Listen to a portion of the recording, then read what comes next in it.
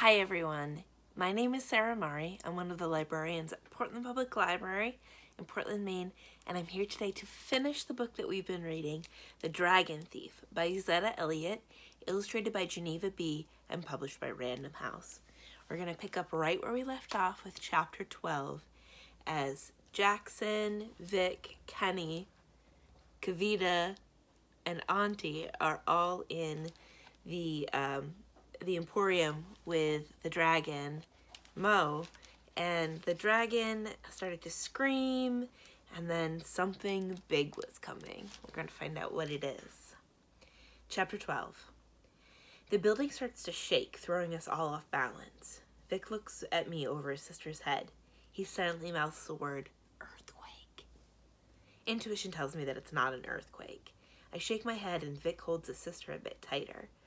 I guess I should be worried, but right now, all I feel is strangely calm. Blue looks anything but calm. With all his tattoos, it's hard to tell, but I think he must be feeling queasy because he looks more green than blue. He backs away from the dragon, his hands held up in surrender.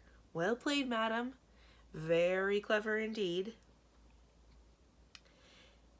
It takes me a few seconds to realize that he's talking to Auntie. She's still smiling and calmly feeding peppermints to the dragon.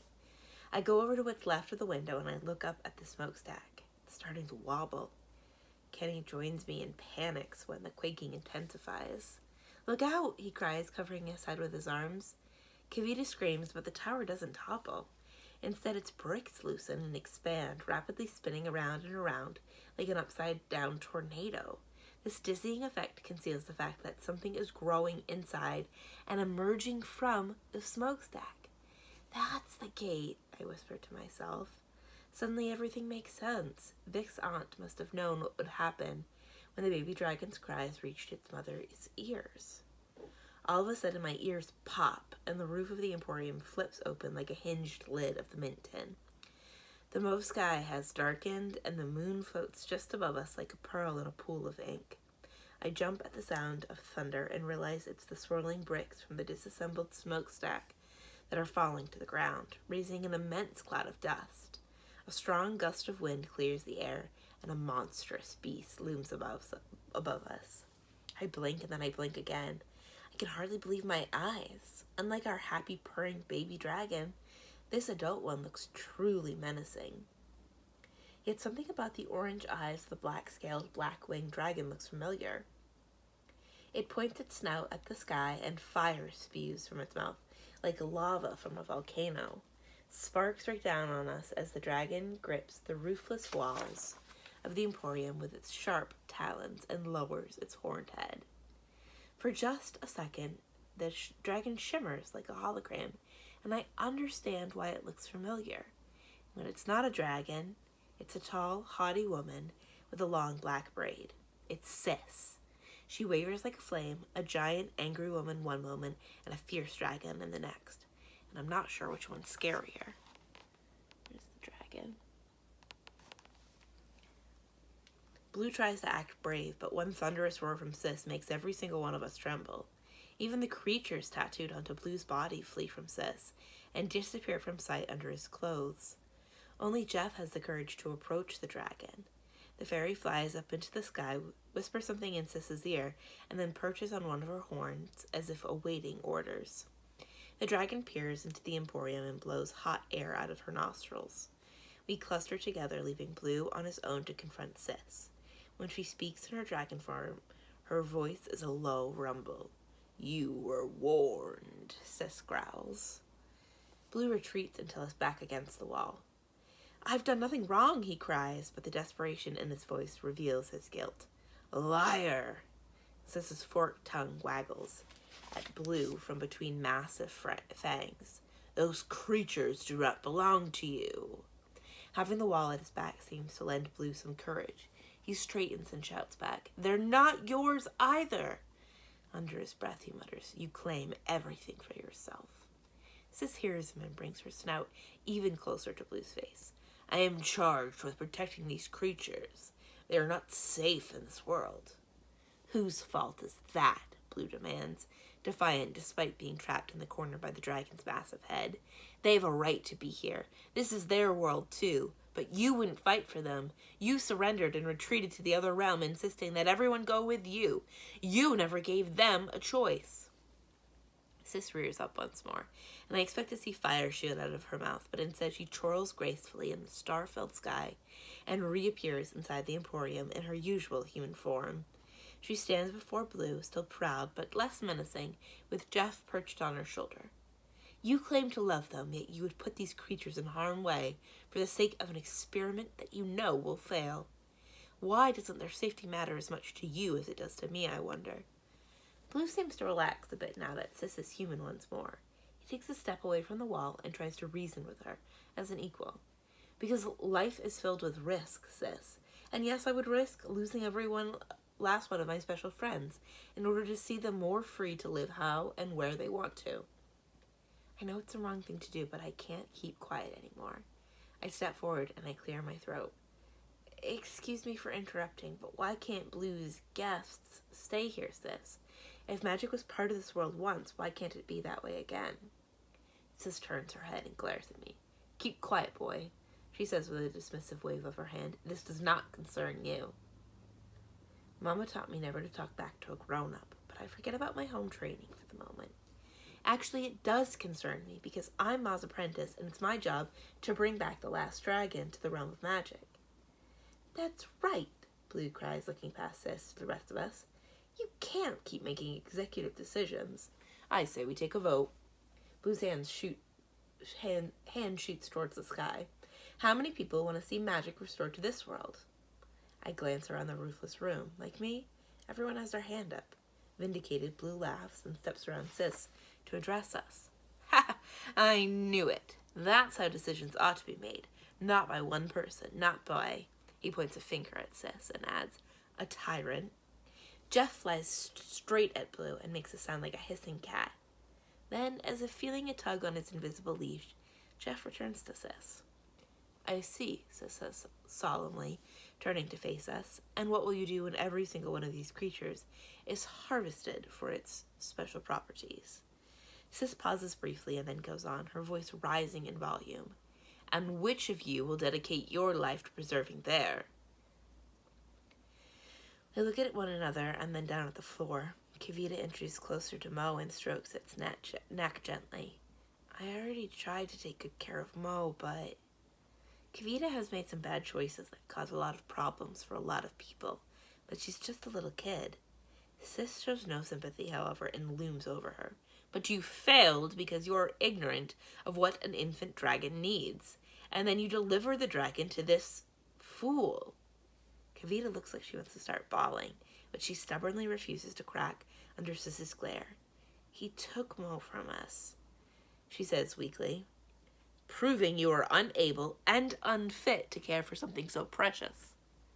The child meant no harm, Auntie says, putting her arms around Kavita.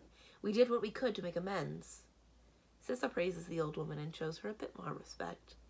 Yes, you were right to summon me, but do you think I can come to this world every time one of my wards is in danger? They must return with me. All of them. Now. Sis holds out one hand, palm up, in front of herself. Blue starts to stammer as he backs against the wall once more. No, you can't. You wouldn't. You promised. The tiniest smile touches Sis's lips. With her other hand, she points at the floor at Blue's feet. Then she flips that hand and slowly pulls it towards her as it moves up Blue's quaking body. Even though he was powerless to stop Sis, Blue wraps his arms around himself and turns away. We see movement beneath his clothes and hear the faint clamor as Sis extracts the creatures tattooed on Blue's skin. One by one, the mermaid, parrot, sea serpent, unicorn, and all the others peel off and float towards Sis.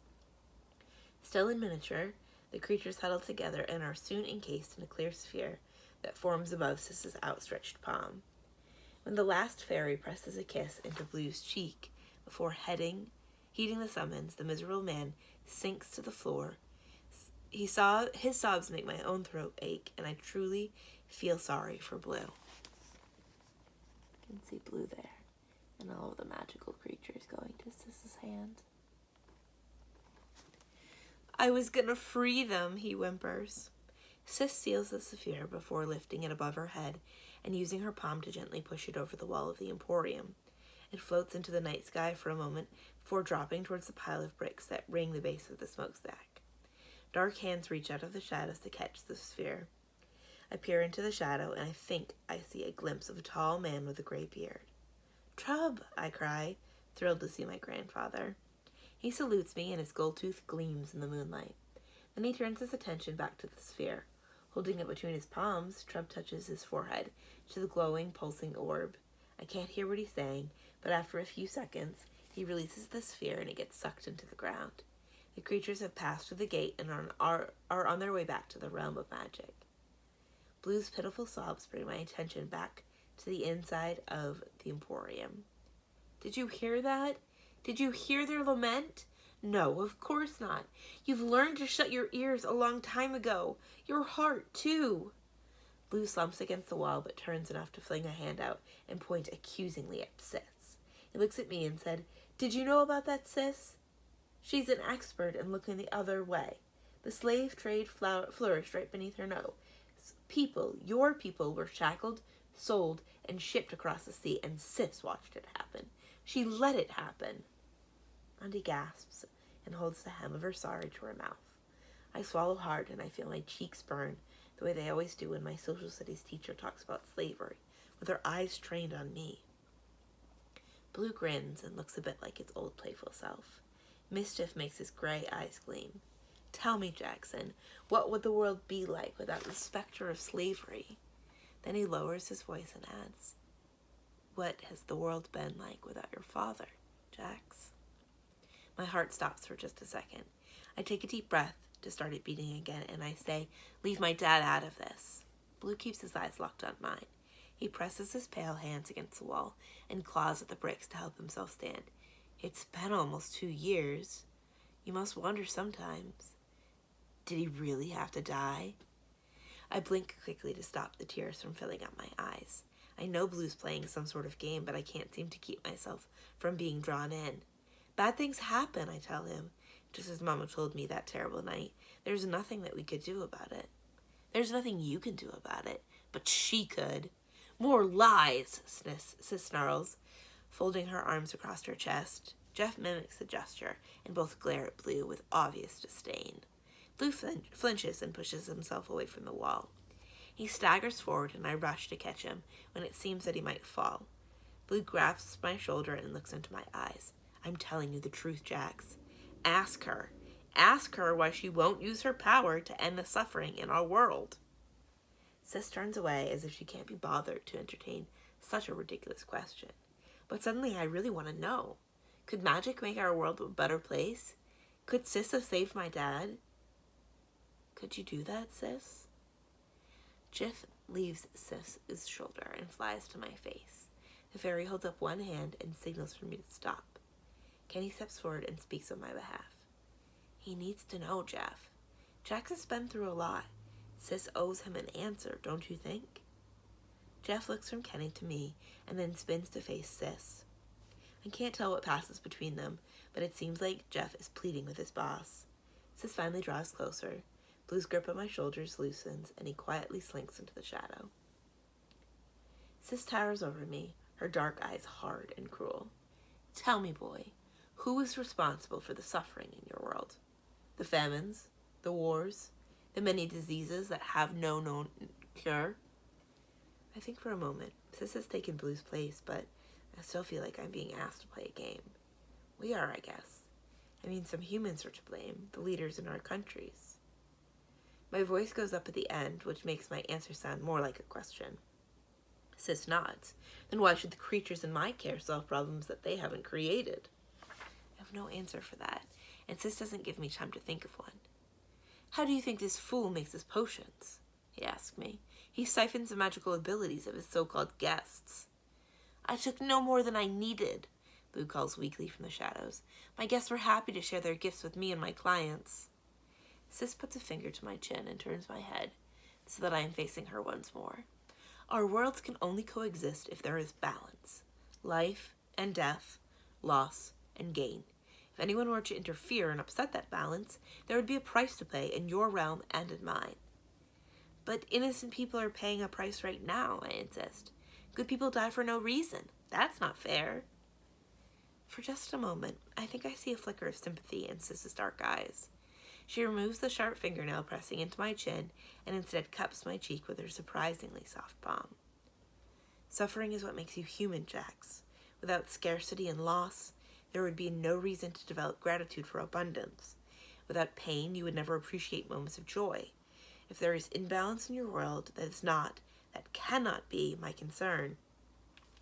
I am guardian for the realm of magic.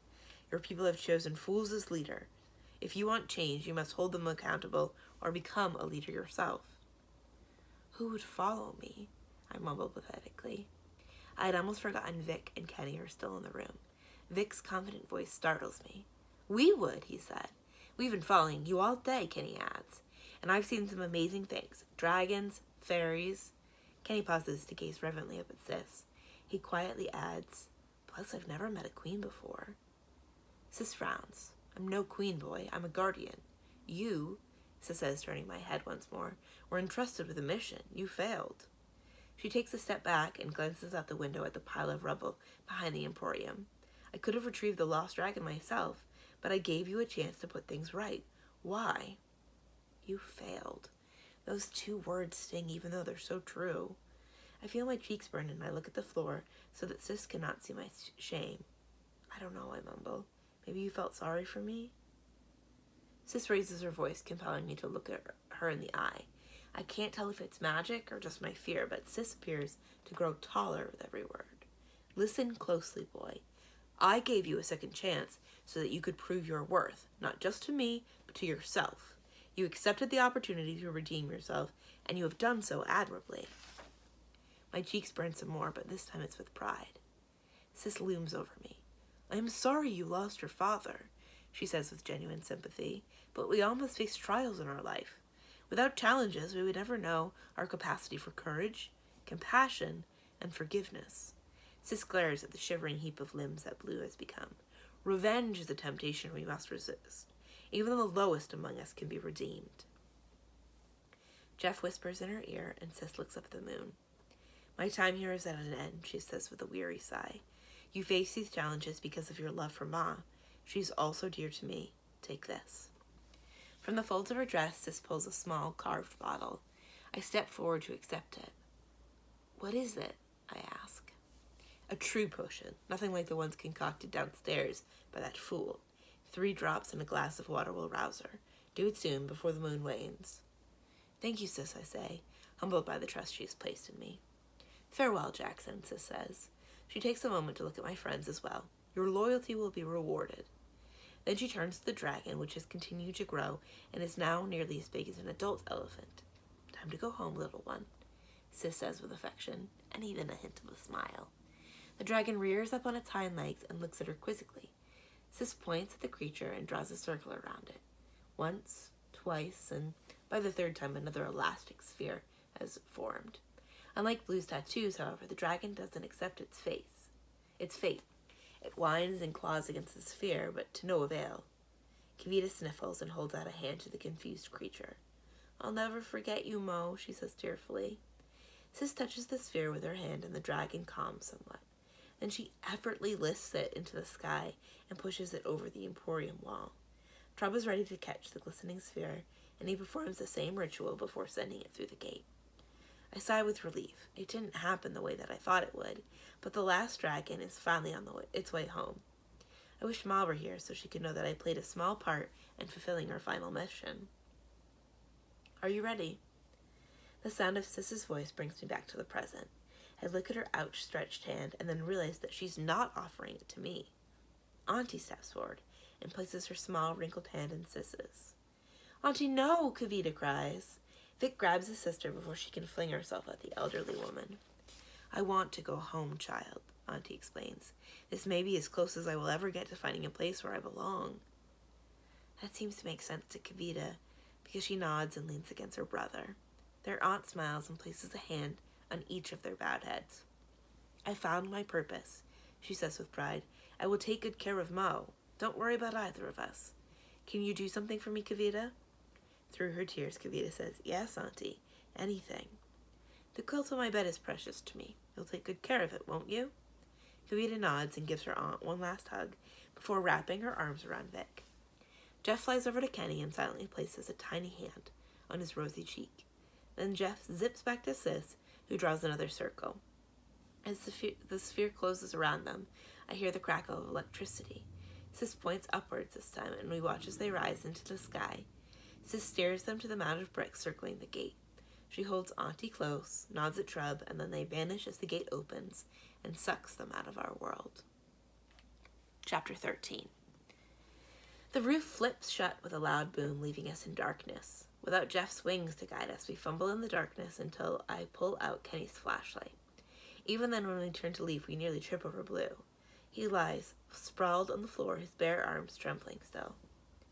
What should we do? I ask my friends. What can we do? Kenny counters. There's only one way to find out, Vic says sensibly. I go over and I tap Blue on the shoulder. Do you need help? To my surprise, he barks, no.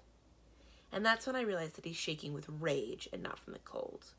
Go away, you rotten brat. You've ruined everything. Everything. Kenny tugs at my arm. Forget this jerk. Let's just go home. We find our way back to the landing and have almost reached the bottom of the stairs when we hear Blue's voice once more. He stands on the top steps, sneering at us. It isn't over, you know. No matter how many times Sis demotes me, no matter how many times she steals a gate, I always find a link to the other realms. And I'm not the only one that Sis has to worry about.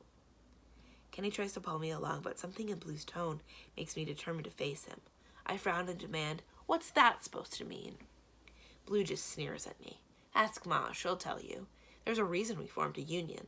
I could file another grievance against Sis, or what? Blue turns to go. Over his shoulder he says, this isn't over. I have allies too. You'll be seeing me again, kid. That sounds like a threat. I might have felt afraid, but a friendly, familiar voice chases all my fears away. Don't listen to that windbag, Jackson. He's just bitter because he got outsmarted again. Blue's lips curl with disdain at the sight of Trub.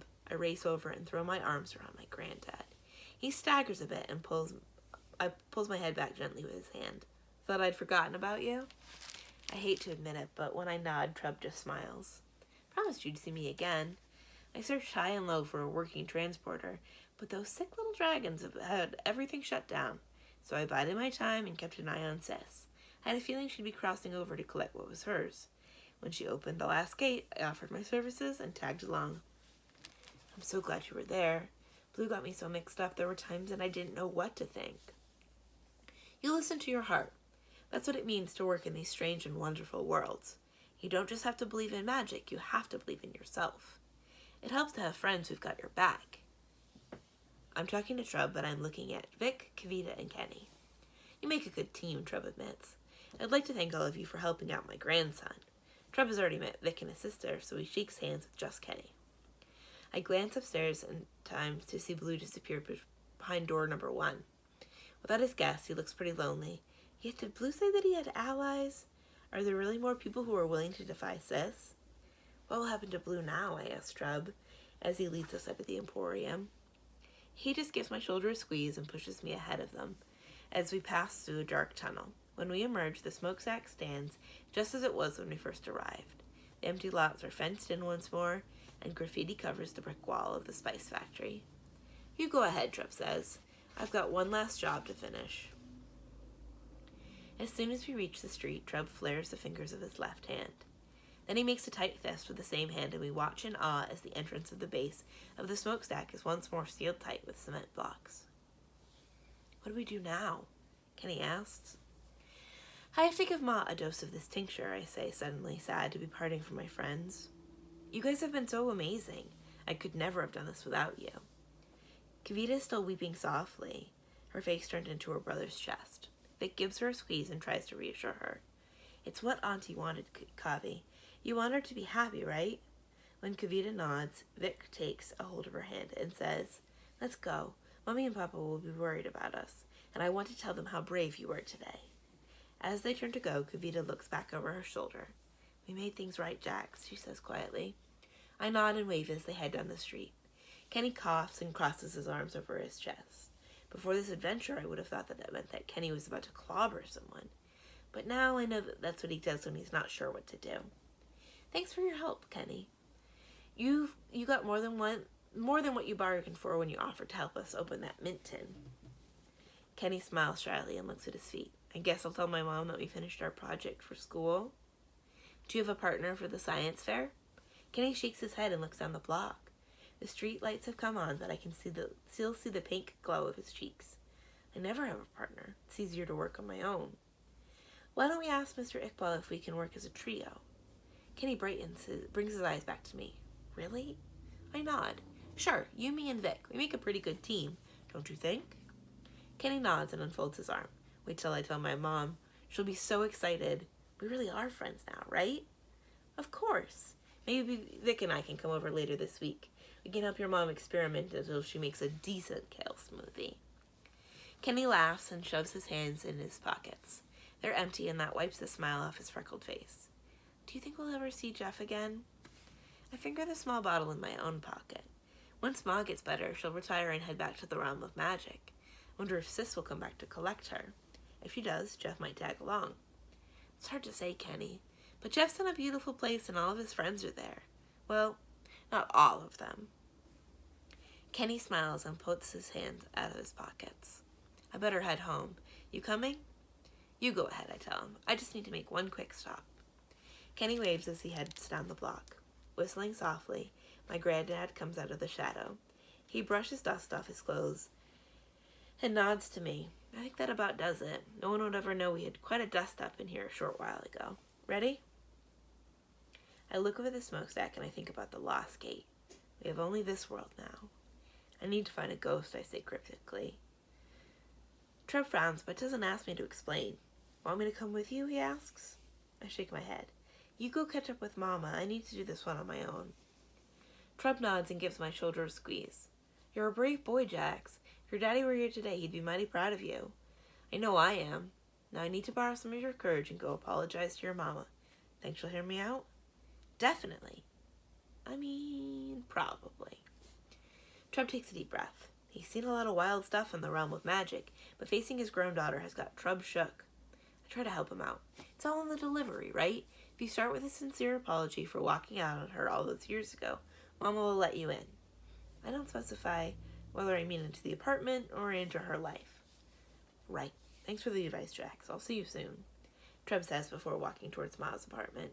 I take a deep breath and I head over to Flatbush Avenue. It's time for me to stop hiding from the past, too. My heart pounds until I reach the block where it happened. Then I find myself feeling surprisingly calm. When I found the storefront, there are no signs of damage.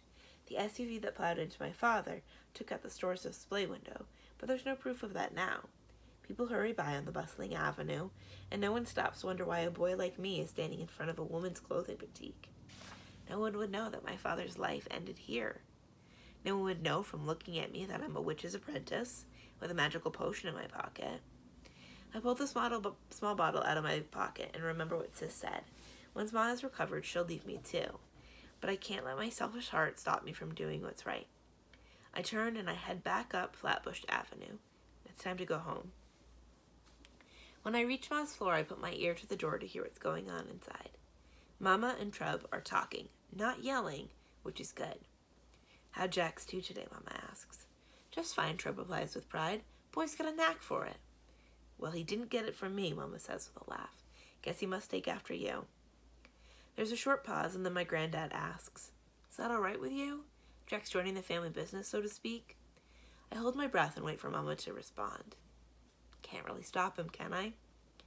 Treb chuckles. Probably not. Jax is a pretty determined kid, and he's loyal to Ma. He knows that she can't work on her own anymore. But he sure would like to have your approval, Alicia. Mama sighs. You and Ma will look out for him?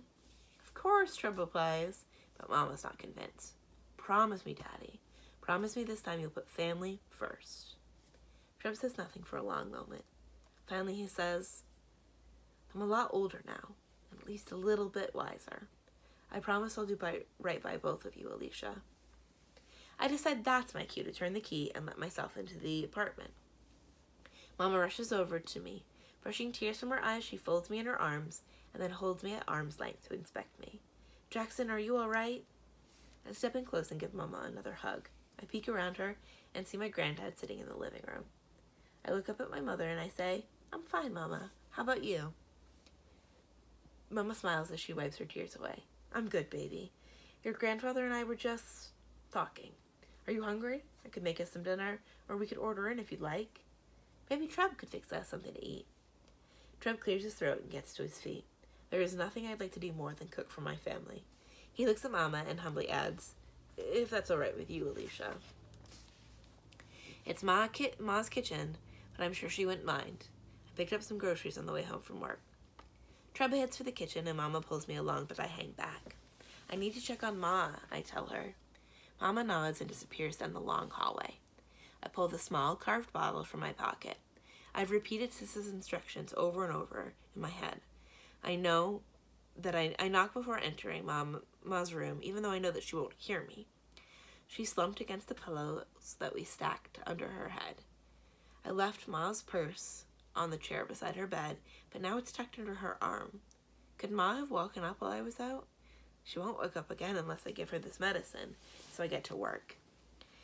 There's a glass of water on the nightstand. The stopper pops loudly when I pull it out of the bottle. Take a quick sniff, but whatever's in the bottle is odorless.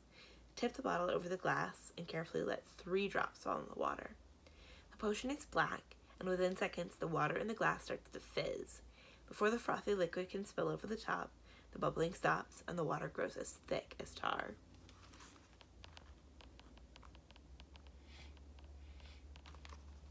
Mama gave me a pack of reusable straws for my birthday. I always carry one in my book bag, so I don't have to use plastic straws when I'm eating out. I find the metal straw and with a little effort shove it into the dark sludge. I'm not sure how Ma's gonna suck that up with a straw, but I hope her lips are as strong as Jeff's. I take a portable spoon out of my bag as well, just in case. Turns out I don't need it though, because as soon as I place the glass in front of Ma's face, her nose starts to twitch. I can't smell anything, but I guess Ma's senses are sharper than mine. Her eyes remain closed, but she stops snoring and her lips part. Then a sound comes from somewhere deep inside Ma. Not a word, but a plea. I place the straw between her lips and hold my breath. Nothing happens. I exhale and sink into the bed, disappointed. I reach for the spoon I set on the nightstand, and I accidentally tug the straw from between Ma's lips. To my surprise, she lets out an angry groan, and then Ma's eyes fly open. "Ma," I cry, "hurry, drink this, all of it." I push the straw between her lips once more, and with one strong slurp, Ma sucks every bit of the black sludge out of the glass. Then her eyes close and she sinks back against the stack of pillows. I wait breathlessly to see what happens next. I hear Mama and Trub coming down the hall, and soon they're standing behind me. Mama puts her hand on my shoulder, and Trub puts his arm around Ma. "She's waking up," I tell them. Mama gives my shoulder a squeeze. "Why don't you come have something to eat?" I grab hold of Ma's hands. I can't leave her now, she just woke up. I look over my shoulder and I see Mama exchanging a doubtful glance with Trub. "It happened, really. I gave Ma the medicine Sis gave me. She sucked it out of the glass, look." But the glass is empty and there's no trace of this tar-like substance. I frown and I stare at Ma, silently willing her to wake up. "Maybe it just takes a little time for the medicine to kick in," Trub says. "Come have some supper, Jax." I shake my head. "You two go ahead. I'm staying here with Ma." Mama takes her hand off my shoulder, but instead of walking away, she sits down beside me. Trub eases himself into the chair next to Ma's bed. When I feel Mama's hand rubbing my back, I feel a few tears spill down my cheeks. I'm not sad, though. I'm proud. This is my family. Sure, we're different from other families. Ma's a witch and I'm her apprentice. Mama's a widow and Trub's a reformed thief. We've all made mistakes, big and small, but we stick together because that's what you do when you love some. Another minute goes by. Ma's hands are cold, so I rub them to warm them up. Then I stop because I can feel Ma's fingers moving on their own. She tries to pull her hands away from mine, but I'm not ready to let her go. "Ma, can you hear me?" "We're all here, Ma. You're not alone." Ma licks her lips and croaks. "You're trying to break my hands, boy? I've already got arthritis. I don't need you cracking every bone. Turn me loose." I grin and I do as I'm told. Ma sounds just like her usual grouchy self. She opens her eyes and looks over at Trub. He nods at her and says, "Welcome back, Ma. You've been missed." Ma grunts and looks past me at Mama. Guess you're fixing to say I told you so. Mama actually laughs. I never could have predicted any of this, she says. But I'm glad you're all right. You are all right, aren't you, Ma? I ask. Ma doesn't respond, and she still won't look at me. Instead, she sends Mama and Trub away. Appreciate your concern, but I need a moment alone with my apprentice. Mama gives me a kiss on the cheek. Come join us in the kitchen when you're done, she says. Can I fix you a plate, Ma? Trub asks as he gets to his feet. No appetite yet. Go on and break bread with your daughter. It's about time. Trub nods. I guess you and Jack's got some catching up to do. When Ma doesn't respond, Trub winks at me and ducks out of the door. Soon Ma and I are alone in her room. For a long while, Ma doesn't say anything. She just rummages through her purse, muttering softly under her breath. I don't understand why Ma wanted to be alone with me if she's not going to speak. Finally, I clear my throat to get her attention. Are you mad at me, Ma? I ask timidly. Ma stops digging in her purse and glares at me. What would I be mad at you for? I shrug and I look at the floor. Because all of this is my fault. Leaving one dragon behind made you sick, and the 2 other dragons suffered as well. They weren't in real danger, not with Sis watching over them. Those poor creatures were just pining for their sibling. Now, the family is reunited. Like ours, I say. Ma takes a tube out of her purse and squeezes some ointment into her palm. She rubs it into her hands, and soon the room smells of menthol. I'm old, Jax, Ma says finally. My bones are weary. You've slept a really long time, I remind her. Ma just sighs and shakes her head. Not long enough. Besides, that was a waking dream. I wasn't really asleep, just trapped in a dream state. Ma wasn't really asleep? Could have fooled me. You were snoring, I told her. I'm sure I was. My body was in sleep mode, but my mind was wide awake. Did you really think that I'd let my apprentice go through all that alone? I frowned. You mean you were with me? Ma nods. Sis, too. That's why she insisted on sending that butterfly back to Brooklyn with us. So Jeff was a spy. More of a proxy, sort of like a substitute teacher, Ma corrects me. You and I never had time to establish a psychic connection, but I did the best I could to track you. Suddenly, it starts to make sense. When I was in the factory, I felt like I heard your voice. I thought it was just a memory. You really were talking to me. Well, Jax, you're no robot. Couldn't tell you what to do, but I did try to guide you. I felt my grin stretching from ear to ear. We make a good team, right? Ma tries to smile at me, but she still looks sad. You're a real capable apprentice, Jax. I wish I had the strength to give you the training you deserve. My grin disappears. So you're still going to retire, I asked. Have to, Jax. It's time. But Sis went back without you. She left you behind. Ma nods. She's given me a bit more time to put my affairs in order. Wish I could get you a train ticket and send you off to some castle. But this ain't England or Hollywood. This is Brooklyn. You're going to have to hustle if you want to make this work. Hustle? I'll handle as much of your training as I can, but I'm going to need you to do the rest. That means doing what you've done today, reaching out to the community. I trusted Blue. I didn't want to, but Blue's a trickster, but I dare say you learned something from your encounter with him. You found some of the creatures who are our allies, and you already know Elroy. Trouble will never steer you wrong, and I ain't the only witch in the city. I'll fill in some of the gaps myself and introduce you to some folks in my coven. How does that sound? I pretend to think for a moment, even though there's nothing I'd like more. Then I grin and say, sounds good to me, Ma. That's settled then. Now, go get me a beer. You didn't drink all of it, did you? I laugh and get to my feet. I thought about it, but there was just one bottle left, and I knew that you'd be thirsty when you woke up. Ma's face gets softer somehow. You always believed I'd come back, huh? The young are natural optimists, I suppose. You're wise for your years, Jax. I probably don't have to tell you that sometimes in this line of work, in life generally, you don't get a happy ending. I know, but we got one today. You're awake again, and the dragon is back in the realm of magic with its siblings. It's time to celebrate. Ma slaps her thigh and laughs. Then let's get this party started, boy. Bring me my root beer. You can see Jax and Ma there. And that is the end of this book. That was The Dragon Thief, the sequel to Dragons in a Bag, by Zetta Elliott, illustrated by Geneva B, and published by Random House. Join us for next week for some more books. Once again, my name is Sarah Mari. I'm one of the librarians at Portland Public Library in Portland, Maine. Thanks for listening. Bye.